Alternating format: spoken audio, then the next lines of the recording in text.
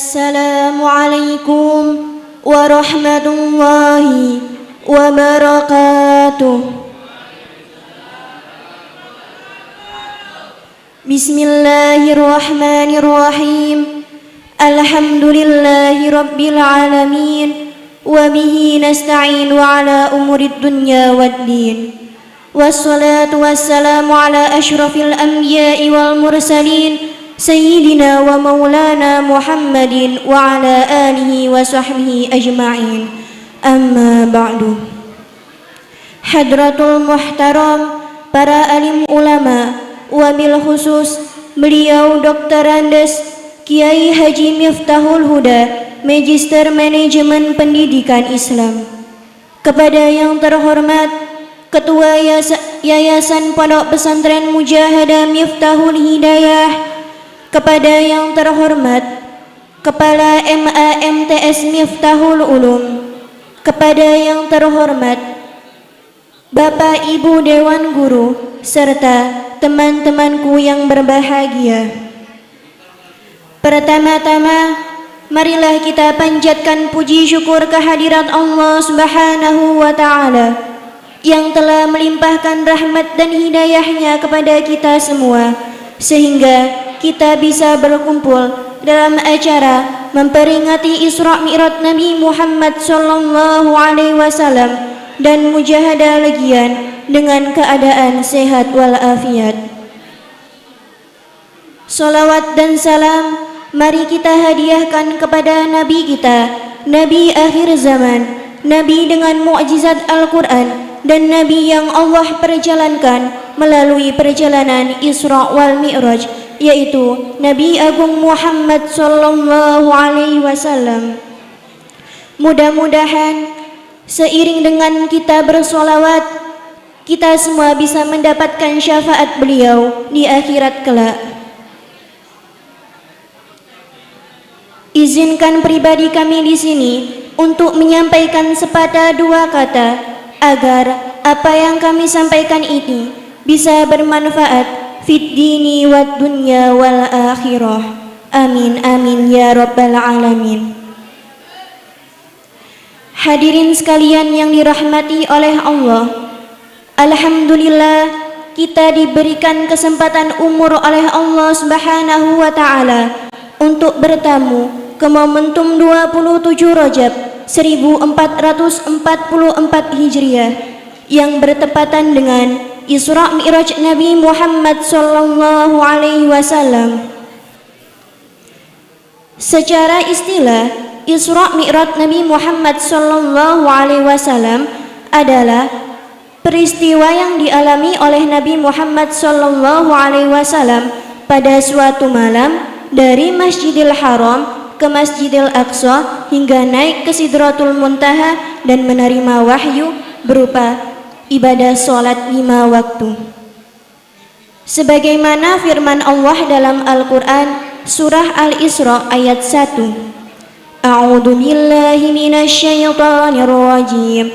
Bismillahirrahmanirrahim. Subhanalladzi asyra bi abdihi laylan minal masjidil harami ilal masjidil aqsa alladzi barakna haulahu linuriyahu min ayatina innahu huwas sami'ul basir, yang artinya Maha Suci Allah yang telah memperjalankan hambanya pada suatu malam dari Masjidil Haram ke Masjidil Aqsa yang telah kami berkahi sekelilingnya agar kami perlihatkan kepadanya sebagian dari tanda-tanda kebesaran kami. Sesungguhnya Dia adalah Maha Mengetahui, sesungguhnya Dia adalah Maha Mendengar lagi Maha Mengetahui. Sedangkan kisah Mi'raj terekam dalam surah An-Najm ayat 13-18 yang begini artinya.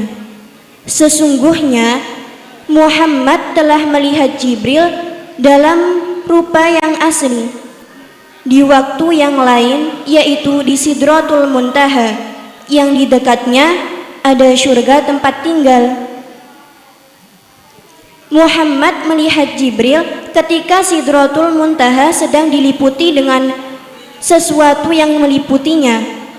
Pandangannya Muhammad tidak berpaling dari apa yang dilihatnya dan tidak pula melampauinya. Sesungguhnya dia telah diperlihatkan tanda-tanda kekuasaan Tuhannya yang paling besar. Berkisah tentang sebuah peristiwa yang sangat luar biasa bertajuk Isra Mi'raj Nabi Muhammad sallallahu alaihi wasallam. Ini mengingatkan kita tentang pentingnya ibadah salat.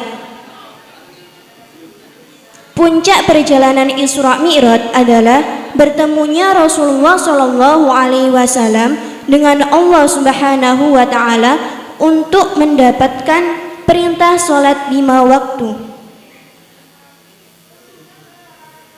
Bagaimana tidak, Rasulullah sholat merupakan hal yang sangat spesial dan utama yang Allah perintahkan langsung kepada Rasulullah dan umatnya.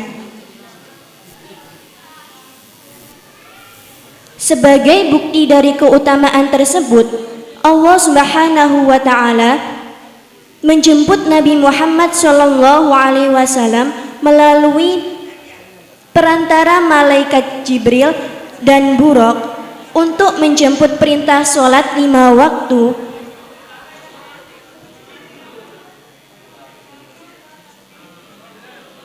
Tidak hanya sekadar melewati langit, tetapi Allah juga menunjukkan kekuasaannya sebagai Tuhan yang Maha Agung, Tuhan yang Maha Kaya, lagi Maha Terpuji.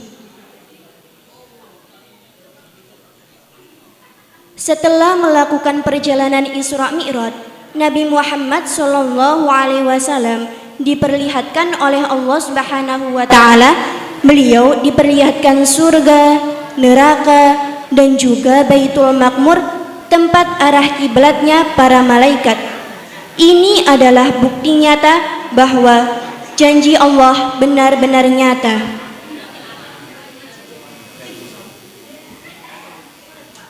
Lalu, bagaimana dengan kita umat akhir zaman di hari ini? Seiring dengan berkembangnya teknologi dan berlalunya zaman, tantangan maupun ujian hidup pun semakin terasa berat. Coba kita amati di sekeliling kita. Masjid-masjid megah makin banyak, tapi yang jamaah sholat makin sepi. Belum selesai sampai di sana, semakin kesini perbedaan pendapat antar sesama muslim gara-gara perselisihan pendapat semakin melonjak dan membuat Islam seakan-akan tercerai-berai. Tidak sedikit orang yang berdebat tentang sholat, tapi nyatanya mereka belum tentu melaksanakan sholat. Teman-temanku yang dirahmati oleh Allah, kiranya apa yang salah dari hal tersebut? Yang salah tiada lain tiada bukan adalah sholatnya. Sholatnya belum benar, sholatnya belum dengan hati, dan sholatnya belum benar-benar menghadirkan jasmani dan rohani untuk menghadap Allah Subhanahu wa ta'ala. Kalaulah sholat kita benar dari segi niat, syariat, dan ilmunya, maka sungguh pastilah kita akan menjadi pribadi yang lebih baik dan lebih dekat dengan takwa. Sebagaimana dengan firman Allah dalam Al-Quran, surah Al-Ankabut ayat 45. Bismillahirrahmanirrahim. Inna sholata tanha anil fahsya'i wal munkar wala dzikrullahil akbar wallahu ya'lamu ma tasna'un. Yang artinya, sesungguhnya sholat itu mencegah dari perbuatan-perbuatan keji dan mungkar, dan dengan mengingat Allah, sholat adalah lebih besar keutamaannya daripada ibadah-ibadah yang lain. Teman-temanku yang dirahmati oleh Allah, pada momentum Isra Mi'raj Nabi Muhammad SAW 1444 Hijriah tahun 2023 ini, marilah kita bersama-sama berusaha untuk memperbaiki sholat kita.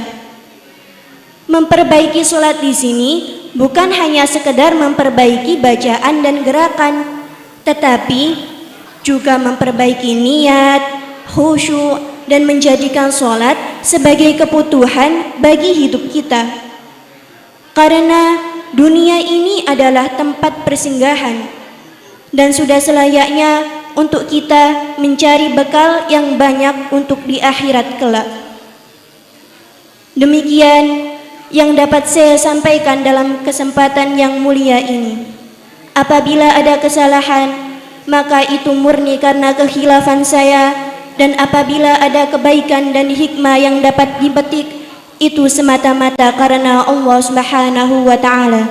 Saya akhiri, wabillahi taufik wal hidayah. Wassalamualaikum warahmatullahi wabarakatuh.